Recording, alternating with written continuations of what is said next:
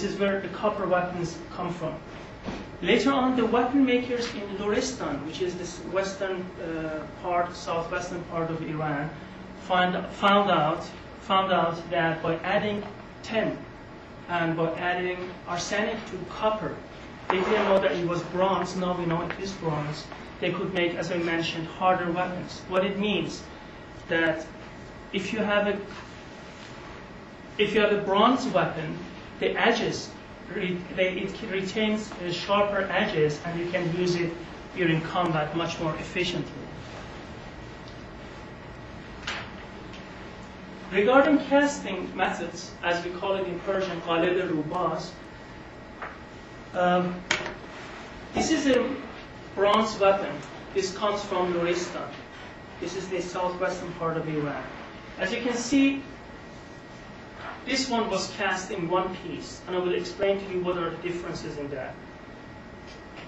You see that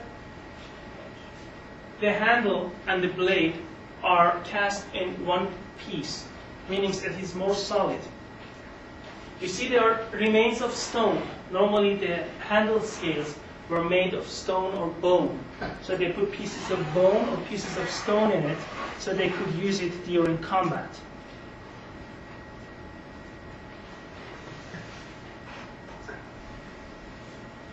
This is a cast-on method. If I come back to that, look at this please.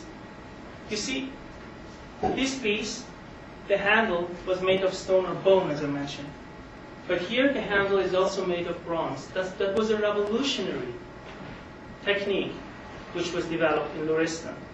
It means if I have a mold, and in this mold they cast first the blade and the tang of the blade, which is this piece, this narrow piece, and then they put the tang here into another mold, and then they cast on the handle for that, and then let it make solid. This is this cast-on method, which is in Farsi called, or in Persian, qalib-e-rubaste. In order to make, you see this is the handle of another bronze weapon. In order to make more complicated handles, they use this lost wax process. In Persian it's called wax gum shode. How do they do that? They make, they have wax and they put it inside, again, a mold, and they form it, they put it inside the mold. If you pour now molten bronze into that, it goes into that and it melts away the whole wax and it takes the shape of the wax. And then you have this one, which is the handle, the top of the handle of a bronze weapon. So basically, if you have any Loristan piece, or from northern parts of Iran, you can divide them into three, from technical point of view. One cast method, qalib-e-rubaz. Cast-on method, qalib-e-rubaste. And this is also part of cast-on method, but the third method, which is more complicated, lost wax process. Seems easy. I challenge any engineer to cast a bronze weapon like that now. I challenge any engineer from MIT to cast a weapon like that.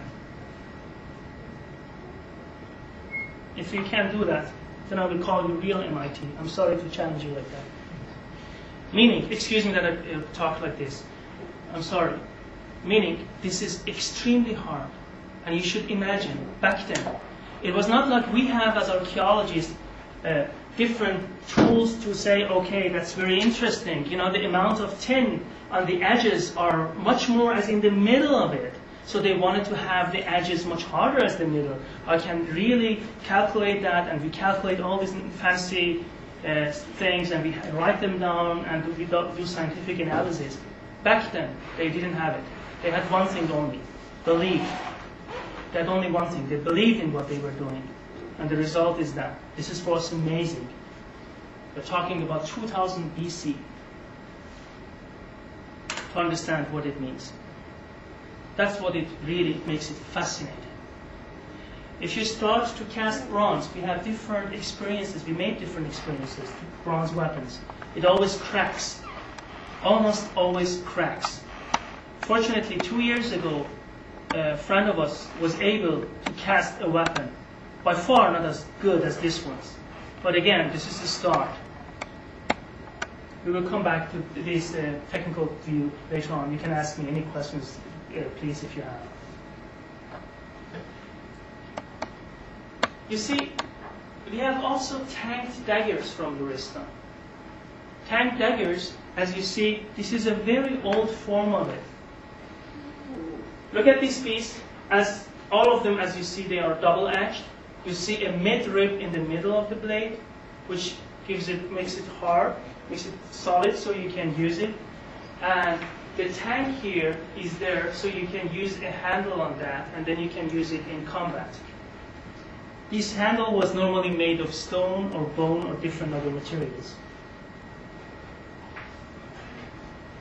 We call this type of dagger, which is also in one-piece mold, was made in one-piece mold, flank dagger.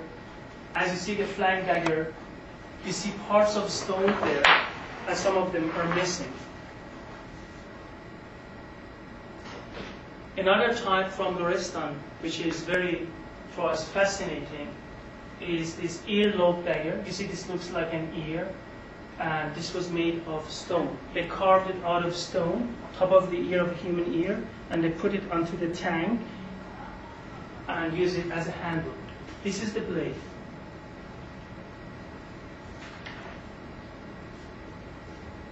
Cast-on dagger, the same feature as the handle, as you saw, but this is cast on out of bronze. Here we stop, and this was the Bronze Age. Some examples I wanted to give to you.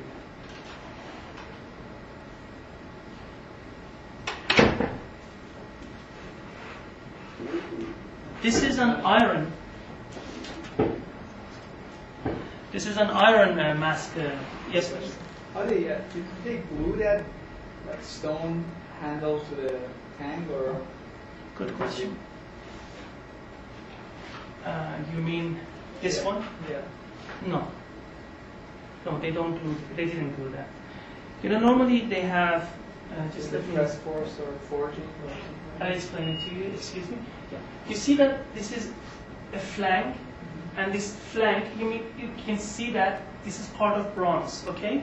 If you put normally like this, and if you put the handle into that, then they hammer it back onto the handle.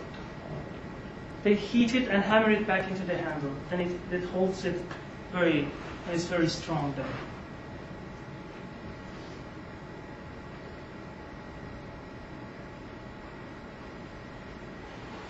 This is the so-called iron mask sword from Luristan. Iron, in the beginning, when they by chance they found out when they used different stones, they tried to melt it down to get the bronze out of it. To melt it out of it, they found out that there was another metal, which we know by now it's iron. Iron in the beginning, when they made weapons like this iron mask sword from Luristan, iron in the beginning was not as solid as, from this period we call it Iron Age, was not as solid as bronze. Many bronze weapons from Luristan and from northern parts of Iran come ironically, as we call it, from Iron Age 1 and Iron Age 2. So the reason which many archaeologists kept asking themselves, why do bronze weapons, why do they make bronze weapons? Because normally we used to think that iron is superior as a metal to bronze. It's much harder. The thing is that in the beginning they did not know how to make solid iron weapons. So they kept doing bronze as well and used it in combat. The early weapons of iron weapons were not as solid, and they used to break much faster. One of them is this iron mask sword from Luristan. There are different opinions on iron mask swords from Luristan. Many scholars say that iron mask swords from Luristan were not meant to be used in combat, but were only symbols. When someone died, because you can find these weapons always in graves. When someone died, they gave it to him to fight the demons or to fight all these evil forces in the other world. And If you take a look at that, this is the handle of an iron masked sword, as we call it. This piece is made or forged or put together of 12 different pieces. Please look at up there. There are two lion heads, as we call them. There are different opinions about the meaning of these lion heads back then in Luristan. Some archaeologists believe that this comes originally from Assyrian god or deity Nergal, which was the god of combat. If you come back here, it's hardly to recognize. This is again two lions sitting and crouching. Some archaeologists say in Iran there are lions, especially in the west. Out there, this is a man with a beard, and this is depicted there. You see 1 piece, 2 piece, 3, 4, 5, 6, 7, 8, then 9, 10, and with the blade, 11. They're forged together. This is the so-called iron mask sword. You can find different pieces, and in my book you can find all of them are measured, and you can find the measurements of each one of them, which were found. From the northern parts of Iran, we have also many bronze weapons, not many iron weapons, mostly bronze weapons from Marlik, from Gilan and Mazandaran.